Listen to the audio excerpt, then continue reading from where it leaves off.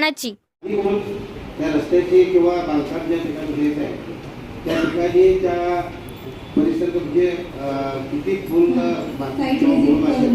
ही मला वाटते होत नाही आहे. काही ठिकाणी बऱ्याच वेळेला म्हणजे मी 3 टर्म काम तर माझी याबद्दल तुम्हाला सांगणं येत आहे की प्रत्यक्ष येऊन तिथे इस्टिमेट करून ते काम पूर्ण त्या पद्धतीने व्हायला पाहिजे. कारण धरताना तुम्ही काम पकडताय की एक अंदाजे रक्कम एवढी होईल आणि ते काम पूर्ण होत असताना फंड कमी पडते असं बऱ्याच वेळेला त्याने बरीच कामं अपूर्ण राहिली. तर एक दुसरी गोष्ट रस्त्याचं काम करत असताना काम पूर्ण लांबी झाल्यानंतर काम पूर्ण झाल्यानंतर साईडपट्टीचं काम करतात.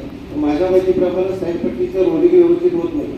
उदाहरण सांगायचं तर बेडर बोलवाड रस्ता जो आहे आज प्रत्यक्ष बघायला तर इथे वाहतुकीतून जातात.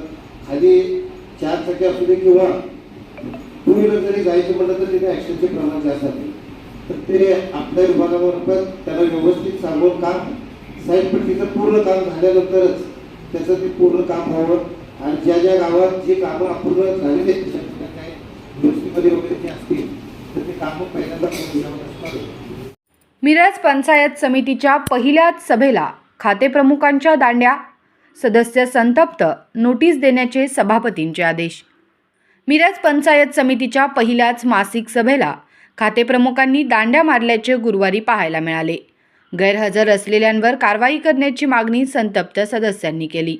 सभापती तन्वी कमलेकर यांनी सभेस गैरहजर राहिलेल्या खातेप्रमुखांना नोटिसा बजावण्याचे आदेश दिले. सभेच्या प्रारंभी एरंडोलीचे सुपुत्र तहसीलदार राकेश गिड्डे यांचे निधन झाल्याने श्रद्धांजली वाहण्यात आली. याबाबतचा प्रस्ताव एरंडोलीच्या पंचायत समिती सदस्या सुप्रिया सचिन तवटे यांनी मांडला. त्यानुसार श्रद्धांजली अर्पण करण्यात आली. मिरज पंचायत समितीची पहिली मासिक सभा सभापती तन्वी कमलेकर यांच्या अध्यक्षतेखाली उपसभापती ललिता शेजूळ व गटविकास अधिकारी ज्ञानदेव मडके यांच्या प्रमुख उपस्थितीत पार पडली. सभेच्या सुरुवातीस तालुक्यातील विविध शासकीय विभागांचे प्रश्न उपस्थित केले गेले. मात्र खातेप्रमुख सभेला आले नसल्याचे दिसून आले. काहींनी प्रतिनिधी पाठवले होते. यावर राजू माळी यांनी आक्षेप घेत प्रशासनाला जाब विचारला. विभाग प्रमुख नसतील तर प्रश्न कोण सोडवणार असा सवाल उपस्थित केला.